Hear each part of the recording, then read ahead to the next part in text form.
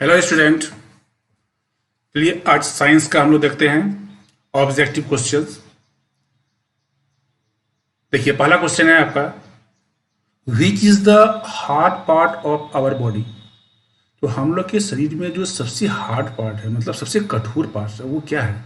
Muscles हैं, मांसपेशियां हैं, bones, tongue, all of this. तो सबसे हार्ड कौन है? ये मसल्स हैं, बोन्स हैं, टंग्स हैं और सभी हैं। तो हम लोग जानते हैं कि हम लोग के शरीर में हड्डी जो है, बोन्स जो है, वो सबसे हार्ड पार्ट्स है ना। तो इसका आंसर क्या आ जाएगा? बोन्स। इसको दीजिएगा, टिक लगाइएगा, ठीक है। इसके बाद हम लोग सेकेंड क्वेश्चन देखते हैं। तो सेकेंड क्वेश्चन में देखिए, इसमें दिया हुआ है these help us in watching cartoons. तो हम लोग कार्टून्स देखते हैं ना टीवी पर। तो कार्टून जो आप देखते हैं, तो देखने के लिए हम किस चीज का प्रयोग करते हैं? टंग का, जीभ से देखते हैं उसको, हैंड्स हाथ से देखते हैं उसको, माउथ मुंह से देखते हैं, आईज या आंख से देखते हैं। तो किसका, इन चारों में से हम लोग किसका उपयोग करते हैं कार्टून देखने के लिए? आप लोग सभी जान रहे हैं हम लोग किसका उपयोग करते हैं? आईज का, आंख का उपयोग करते हैं ना, आंख से ही ना देखते हैं, नहीं। तो ये क्या हुआ? These help us in watching cartoons. ये हमारी मदद करते हैं कार्टून देखने के लिए। ऑप्शन 4 दिए हुए हैं इसमें, टंग, हैंड, माउथ और आईज। आंसर आपका क्या हो जाएगा? आईज। चलिए हम लोग क्वेश्चन नंबर 3 देखते हैं। Lungs help us to. Lungs, हम लोग का लंग्स जो है वो किस चीज में मदद करता है? स्पीक, बोलने में, राइट, लिखने में, ब्रीथ, श्वास लेने में, या मूव, चलने में। तो हमारा लंग्स का जो फेफड़ा जो है, उसका मुख्य कार्य क्या है? श्वास लेना। श्वास लेते हैं, छोड़ते हैं, उसका उसमें उपयोग हमारा किसका होता है? लंग्स का होता है। तो श्वास लेना, उसको हम क्या कहते हैं? ब्रीथिंग कहते हैं। तो ब्रीथ हो जाएगा, क्या हो जाएगा इसका ऑप्शन? ब्रीथ, ठीक है। Lungs help us to breathe. नहीं, लंग्स जो है वो मदद किसमें करता है? ब्रीथ में, मतलब श्वास लेने में ये हमारी मदद करता है, ठीक है। चलिए आगे क्वेश्चन चलते हैं हम लोग।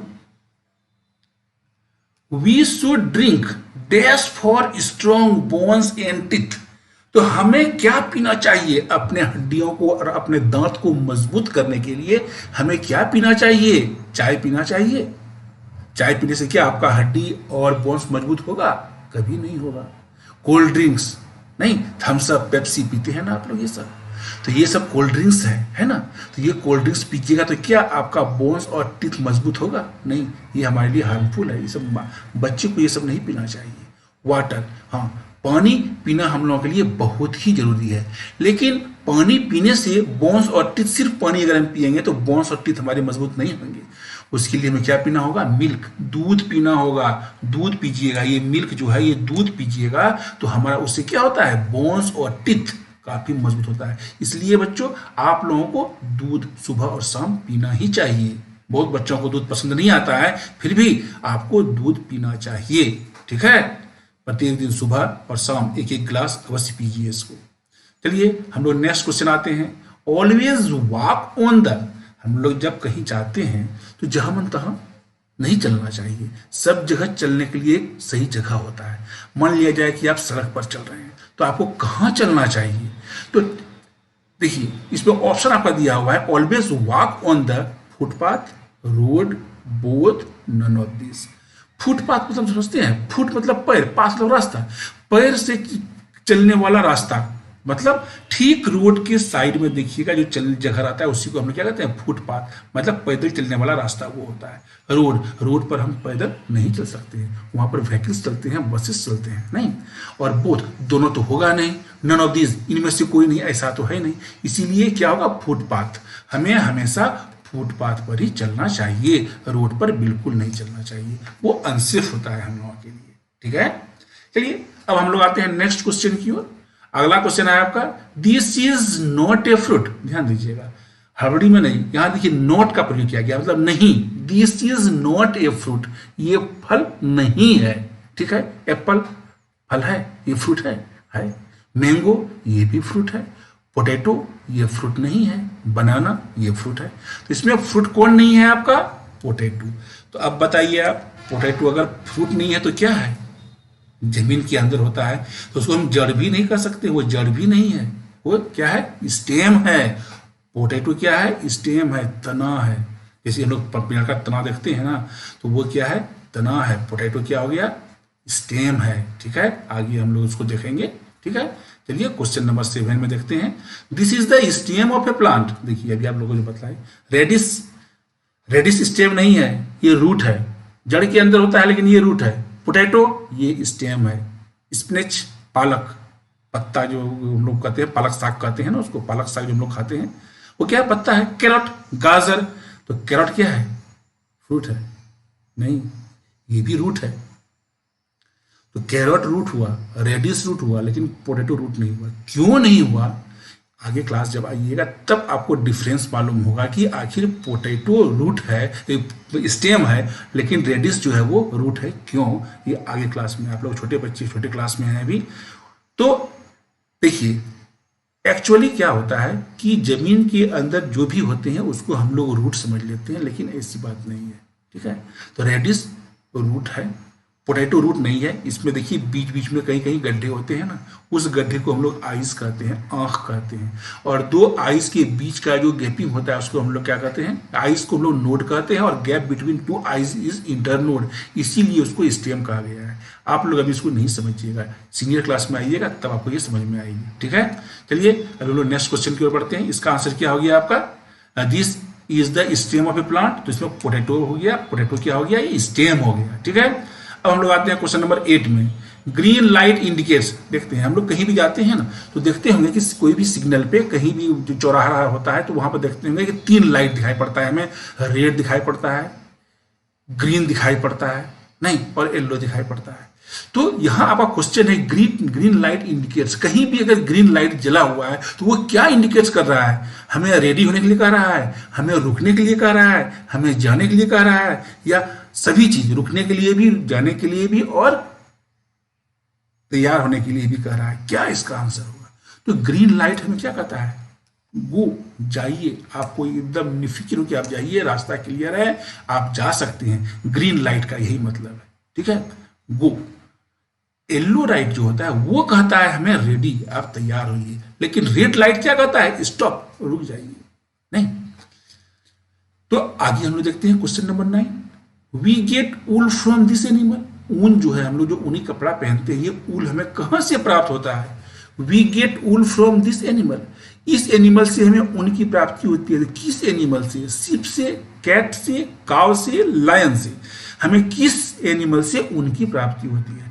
आप लोग जानते हैं ये हमें शिप से, भेड़ से प्राप्त होता है। नहीं, देखते होंगे भेड़ को देखते हैं तो उसके शरीर में क्या होता है, काफी बाहर में मोटा मोटा ऊन लगा हुआ रहता है। ऊन तरह उसी को छील कर क्या किया जाता है, ऊन बनाया जाता है, और वो जो हम लोग स्वेटर पहनते हैं वही ऊन है। ठीक है, चलिए आगे आते हैं हम लोग क्वेश्चन नंबर 10 में। Dares guard our house at night. हमारे घर की रक्षा रात में कौन करता है, इस बोलिए, लायन करता है? नहीं। कैट? ये भी नहीं। डॉग? हाँ, ये डॉग क्या करता है, हमारे घर की रक्षा करता है रात में। नन ऑफ दिस तो होगा नहीं, ये डॉग आंसर हो गया। तो डॉग जो करता है वो हमारी घर की रक्षा करता है। चलिए आइए अगला number question 11। A lion live in a. Lion कहाँ रहता है, हमको ये देखना है। तो देखिए सबों का अपना अपना जगह होता है। नहीं, तो ये नेस्ट, नेस्ट जो है वहां लायन रहेगा? नहीं। घोंसला, घोंसला में क्या, किसका होम है वो, किसका हाउस है वो, तो जानते हैं हम लोग, बर्ड का है। शेड, शेड भी नहीं है लायन का, नहीं ना है। डेन, नहीं, डेन में, तो ये आंसर क्या हो जाएगा, a lion lives in a den. एक लायन कहाँ रहता है, डेन में रहता है। इसका आंसर क्या हो जाएगा आपका, डेन हो जाएगा। ठीक है, चलिए आगे। ऑलवेज प्ले इन, हमें हमेशा कहाँ खेलना चाहिए, जहां मन तहां। अगर आपके घर के बगल में रोड है तो क्या उस पर आप खेलिएगा, बिल्कुल नहीं।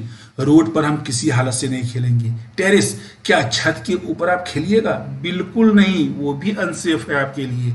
ऊपर में नहीं खेलना चाहिए। ऑन द टेबल, घर में बहुत सारे टेबल होते हैं, डाइनिंग टेबल होते हैं, रीडिंग टेबल होते हैं ना, तो उसके ऊपर उछल उछल के खेलना चाहिए? नहीं, बिल्कुल नहीं, वो भी खतरनाक जगह है। सेफ प्लेस, कोई भी सुरक्षित स्थान पर, कहीं जैसे फील्ड हो गया, या घर में आपका आंगन है, बड़ा जगह है, तो उस सब स्थानों पर आप खेल सकते हैं। तो सेफ प्लेस, जो सुरक्षित स्थान हो, हम वहां खेलेंगे। रोड पर, टेरेस पर, टेबल पर, इसके ऊपर हम लोग नहीं खेलेंगे। चलिए आगे question number 13। Playing with fire and electricity can be very. तो हम लोग जो अगर माचिस से खेलें या आग से खेलें और इलेक्ट्रिसिटी से खेलें तो वो हमारे लिए क्या होगा, अच्छा होगा, मजेदार होगा, नहीं एक्साइटिंग होगा ये सब, कभी नहीं, ये डेंजरस होगा, खतरनाक होगा। अगर आग से हम खेलते हैं या इलेक्ट्रिसिटी से खेलते हैं तो वो क्या है, उस तरह से उन सभी चीजों से खेलना क्या है, डेंजरस है, खतरनाक है, बिल्कुल नहीं खेलना चाहिए। ओके, आइए क्वेश्चन नंबर 14 में आते हैं।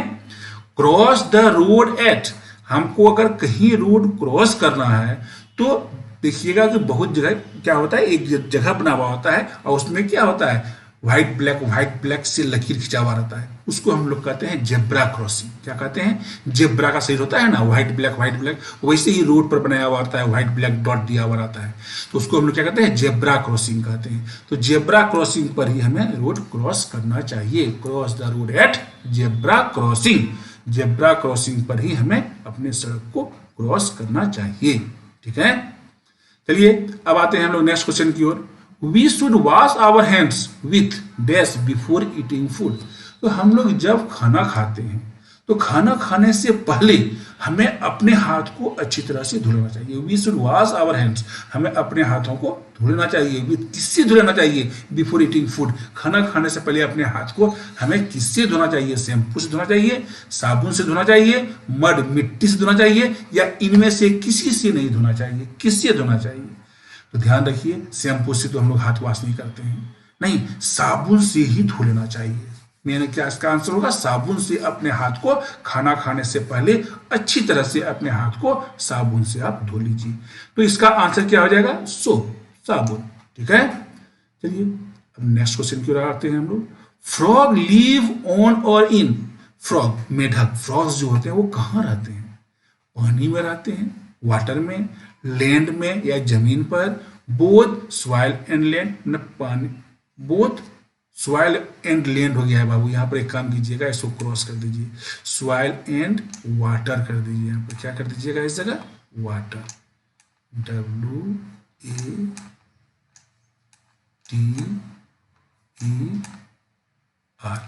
ठीक है, बोथ सॉइल एंड वाटर और ऑल ऑफ दीज, या फिर सबों में, नहीं। तो हम लोग जानते हैं कि फ्रॉग जो होते हैं, मेढक जो होते हैं, वो कहाँ रहते हैं, सॉइल में भी रहते हैं और वाटर में भी, दोनों जगह मेढक पाया जाता है।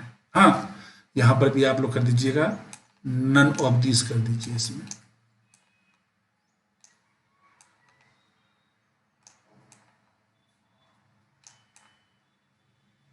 नन ऑफ दीज, इनमें से कोई नहीं।